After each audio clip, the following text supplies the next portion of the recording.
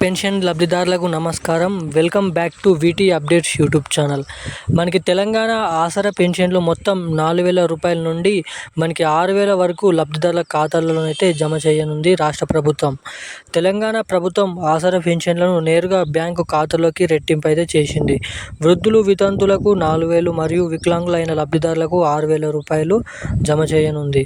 ఇక అర్హత మరియు నవీకరణము ఇక్కడ తనిఖీ చేయండి. ఇక తెలంగాణ ప్రభుత్వం తన ఆసరా పెన్షన్ పథకానికి ఒక పెద్ద మనకైతే సవరణ అయితే ప్రకటించింది. ఇక దీన్ని మనకైతే మే నెల 31 తారీఖు నుంచి లేదంటే జూన్ మొదటి వారం నుంచి అర్హత కలిగిన లబ్ధిదారుల ఖాతాల్లోకి నెలవారీగా చెల్లింపులు అయితే రెట్టింపునైతే చేయబోతుంది. ఇక మనకైతే సవకరించిన ప్రణాళికను అయితే సిద్ధమైతే కావడం అయితే జరిగింది. ప్రకారం ఇక నవీకరణల ప్రకారం అయితే మనకి వృద్ధ పౌరులు, వితంతువులు మరియు ఒంటరి మహిళలకు ఈ పెన్షన్లు నెలకు 4,000కు పెంచబడ్డాయి. వికలాంగులకు ఇప్పుడు నెలకు 6,000 అయితే అందుకుంటున్నారు. ఈ మొత్తాలను నేరుగా మనకి లబ్ధిదారుల బ్యాంకు ఖాతాల్లోనైతే జమ చేస్తున్నారు. ఇది ఎన్నికల ముందు సంక్షేమ వాగ్దానాలకు నెరవేర్చడంలో ఒక ముఖ్యమైన మనకైతే అడుగుగానైతే చర్చించుకోవచ్చు. ఇక ఈ చర్యను చూసుకున్నట్లయితే 14 లక్షలకు పైగా లబ్ధిదారులు స్వాగతించారు. వీరిలో పెలేరియా రోగులు, మలేరియా డయాలసిస్ గ్రహీతలు ఉన్నారు. వారు ప్రాథమిక అవసరాల కోసం ఈ నిధులపై ఆధారపడుతున్నారు.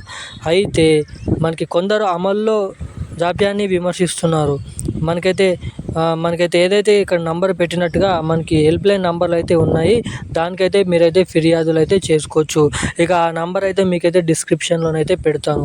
ఇక మనకి ఏదైతే హెల్ప్లైన్ ద్వారా ఫిర్యాదులను అయితే వేగంగా పరిశీలించాలని అయితే కోరారు. గిరిజన మహిళలు, అదేవిధంగా భూమి లేని కార్మికులు, మురికివాడల నివాసితులు మరియు అనాధికారంగా కార్మికుల ప్రాధాన్యత ఇవ్వబడింది.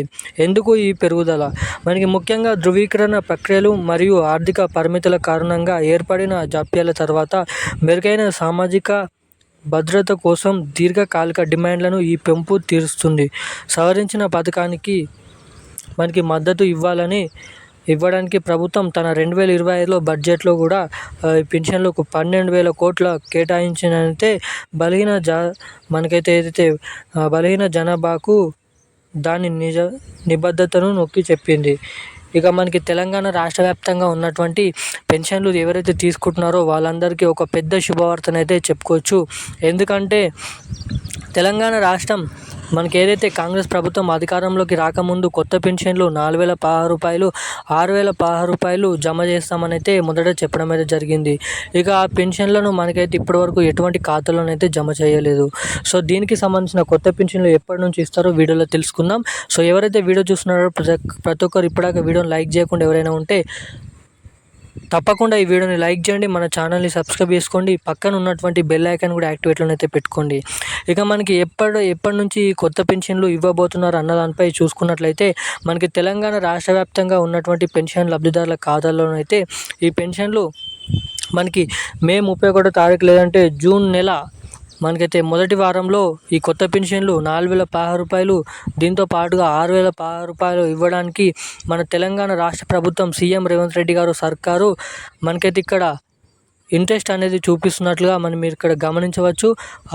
అలాగే మనకి తెలంగాణ రాష్ట్ర వ్యాప్తంగా ఉన్నటువంటి పెన్షన్ లబ్ధిదారులు ఎవరైతే ఉన్నారో వారి ఖాతాల్లో ఈ డబ్బులు నేరుగా తొందరగా జమ కావాలంటే తప్పకుండా ఖాతాకి ఎన్పిసిఐ లింక్ మరియు ఈకేవైసీ అప్డేట్స్ అనేది చేయించుకొని ఉన్నట్లయితే మీ ఖాతాలో ఖచ్చితంగా ఈ డబ్బులు అనేది తొందరగా పడడానికి అయితే అవకాశాలు అయితే ఉంటాయి. సో ఇక ఈరోజు ఉన్న అప్డేట్స్ అయితే ఇవి. ఇలాంటి మరిన్ని అప్డేట్స్ కోసం